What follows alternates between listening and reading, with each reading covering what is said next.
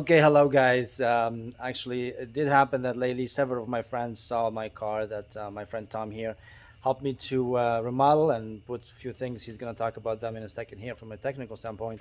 And they loved it. And all of them said, hey, would like to have a very clear video about what you guys installed and how this is going to work and what you guys did. So without further ado, I'm just going to introduce Tom. Tom is my friend, and he's been our handyman, friend, family member almost for the last 2.5 years since we bought the house, and we are so blessed by him. He helped us a lot, I mean, in many different ways. So, okay, Tom, is going to take it away. I'm going to flip the video here for a second. So we're gonna look at some of the things that we did under the hood, and then we'll talk a little bit more about what's behind the vehicle. The lights, yeah. So we're gonna have part of the video will be the engine parts, and then part of it will be the house parts, which will be in the parts in the back. Absolutely. Good to go. We sized everything for the intended use in the house, and then we came back to the front and we began to build it out.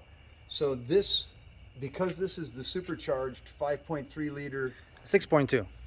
it's actually a 5.3, I checked. Oh, so guys, in the previous video we said 6.2, so it's 5.3 It's actually liter. a 5.3. Yeah.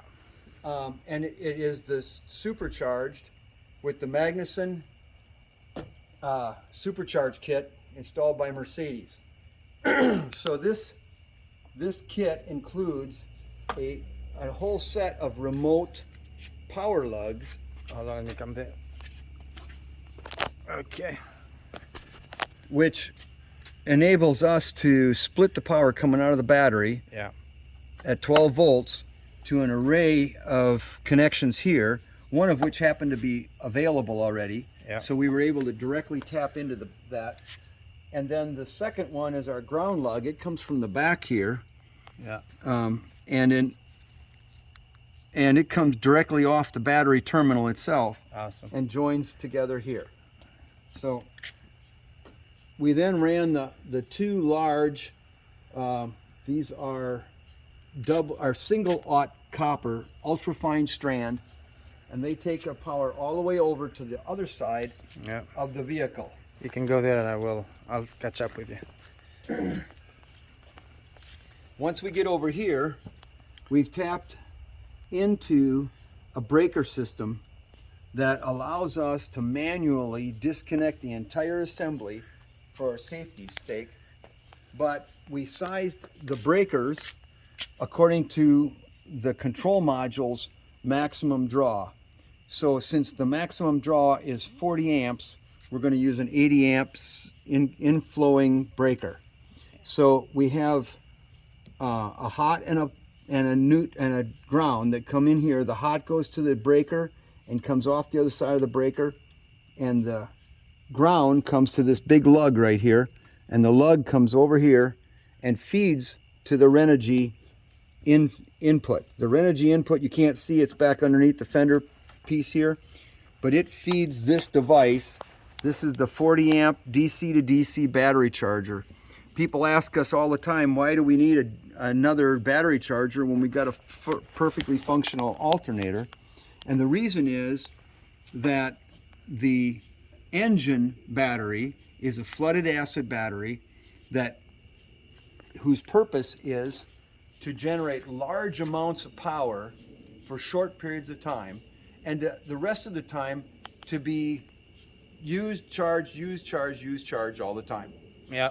On the other hand, the house battery, which lives down underneath this DC to DC battery charger, which is a yellow top Optima battery, is a special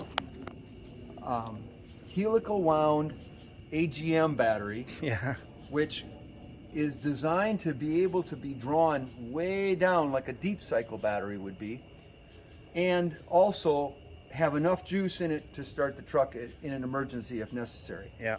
But under its normal use, it's going to charge only when it gets to a certain level, and then it's going to charge back up. But it's not going to be charging all the time. So in order to control that charge cycle, we needed a special controller, hence the DC to DC battery charger. Yep. So So the power comes directly from this primary breaker over to the rAJRS DC to DC battery charger. Yeah. And then it goes from here down to the lugs on the special Optima battery Could you below. turn the green lights on because I want to see the green lights. Okay. We need the ignition coil on. Okay. Just 1 second, we're gonna run the car. 40 amp DC to DC battery charger, and there are two sensors here. One monitors the temperature of the battery, the AGM Optima battery, because when they get too hot they don't accept a good charge.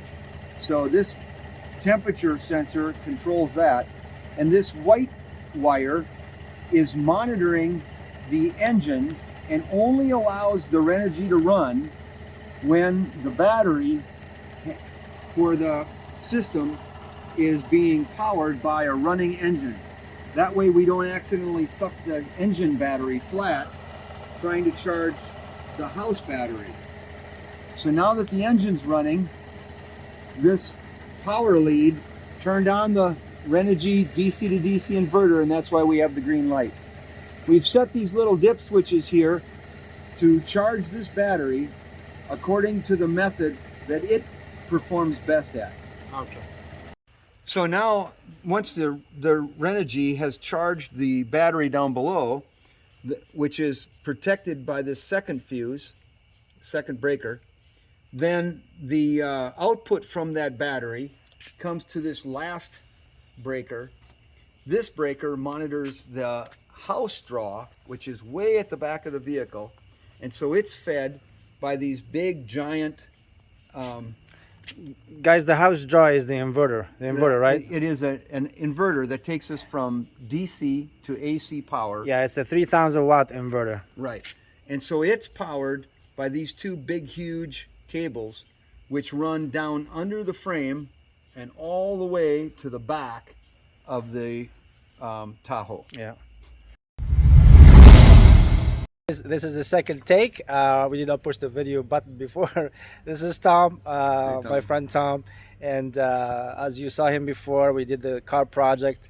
This video is going to be the last video, the final video. We're going to do a quick recap, and some of the audience said they want to know how did we run the cables from the AGM battery at the front under the hood to the back of the inverters. And Tom is going to take it from here and show us how, and say a lot of technical things and stuff like that. So, okay, I'm gonna turn it to Tom, and we'll focus here and get it done.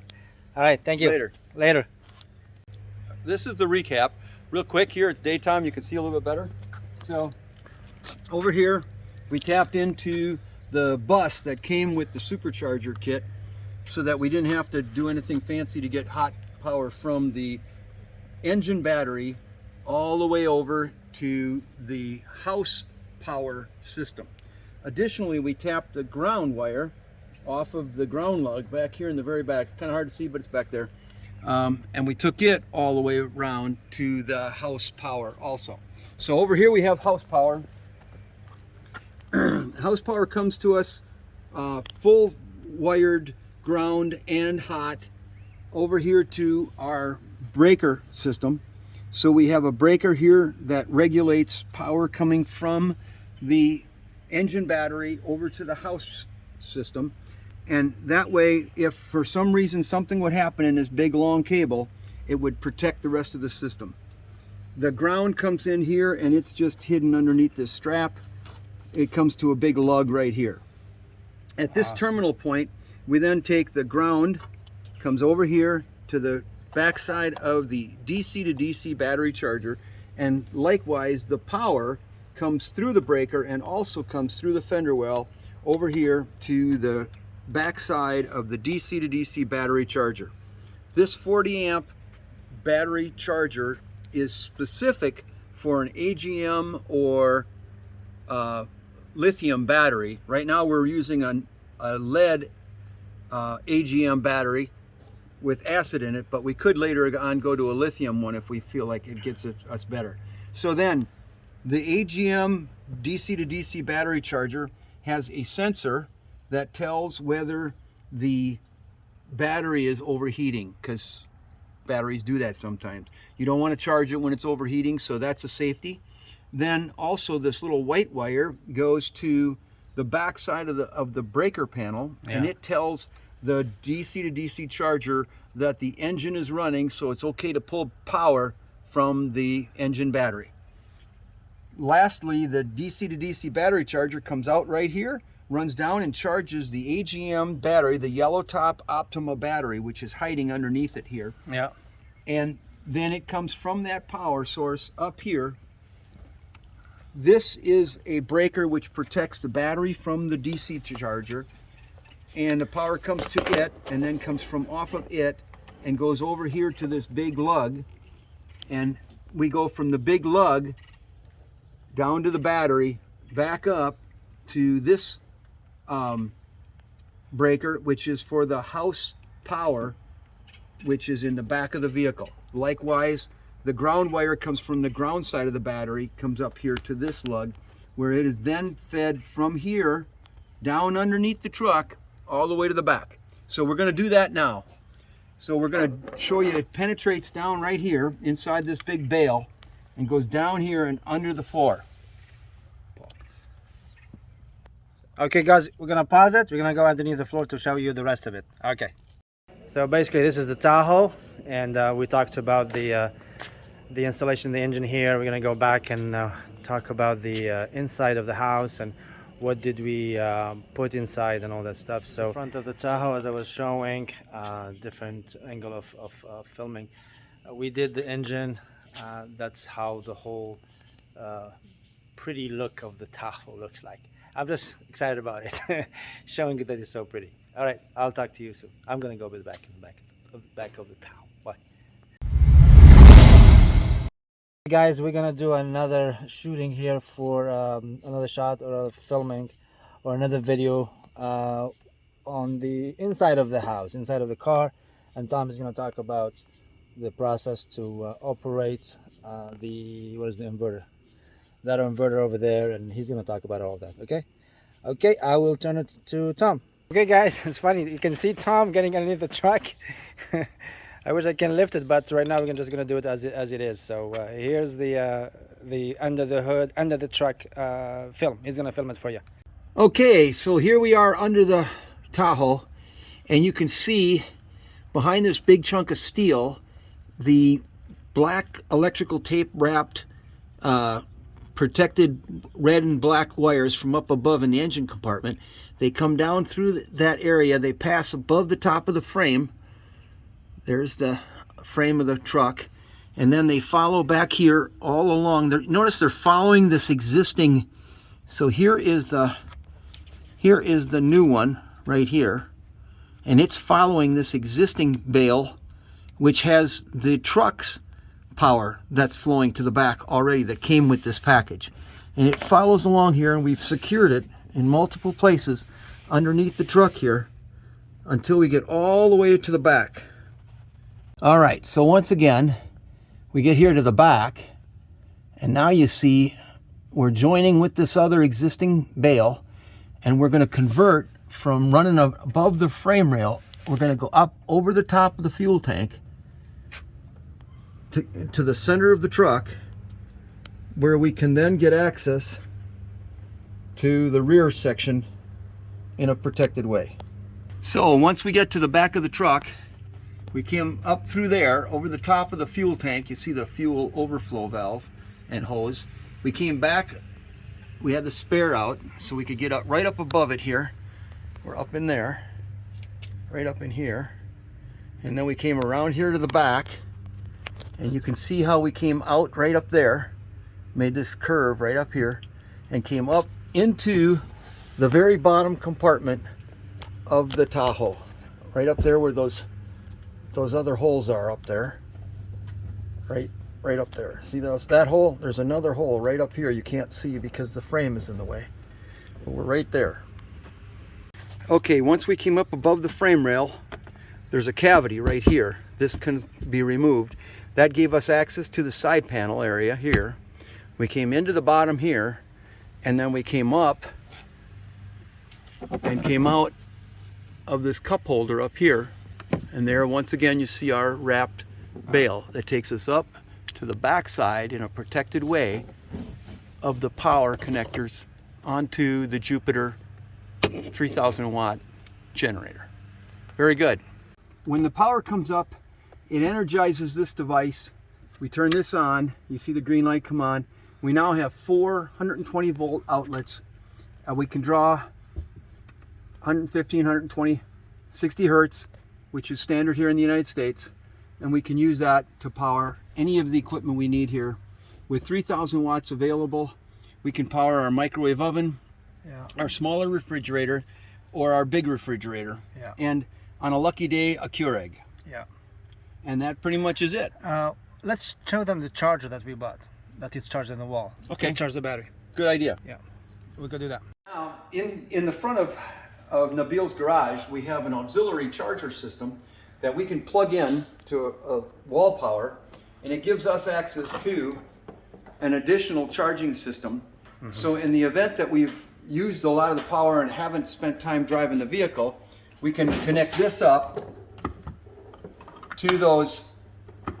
Yeah, I won't be able to do it until it's hooked up. Oh, I see. So it'll allow us to hook this up to those two big lugs and charge the battery while the vehicle is sitting here overnight with enough of a charge so that once again when we get out on the road, we can top it off while driving. This is a very simple charger, but it's made for Optima batteries. And all we have to do is, once we've connected it to the battery, is select the Optima yellow top and press start. And this device not only will charge the battery, but it'll tell us how much of a charge, what do we have available, and in a very simple, empty, halfway, 3/4 of the way full kind of a scale, tell us that we're ready to go. So this will enable us to quickly add an additional charge overnight while the vehicle is off. So as Tom said, this is a better lighting, Tom. So we will put a description of all the things that we bought and we installed in this vehicle, and it was a lot of work, and Tom, bless his heart, he really did a lot of work to research. And I had good helpers. And yeah, it was me. And he did the research, find the products. It's a really interesting process. So if down the road, if you're local and you're interested in Tom to help you install this, he will really take care of you. And if you have other ideas, he's an electrician. He does almost everything. And yeah, he'll do a good job with you. And the other side of it is, I will put, I think I said that, I will put the description of all the things we bought in the, in what do you call, and the link for after the video. And yeah, if you are interested, go ahead and do that project. I think it's fun, especially for you guys who likes to camp and do a lot long road trips, and or business executives. I mean, if you want, you can have something in the car for snack, because we all run businesses and we run around and we need a little bit of food on board, or a cup of coffee, or a drink or something. All right. With that said, thank you, Tom. Thanks you. You can say hello, Tom, or goodbye, and Adios. Adios, and I'll talk to you soon. Allez, au revoir, à la prochaine, merci beaucoup, et à la prochaine. It was a great project, and Tom was a great help. So to the next project, we don't know what, but we will, maybe we're going to build a deck here, and we will film it, all right? We could do everything together, so. More stuff. More stuff. Okay, take care.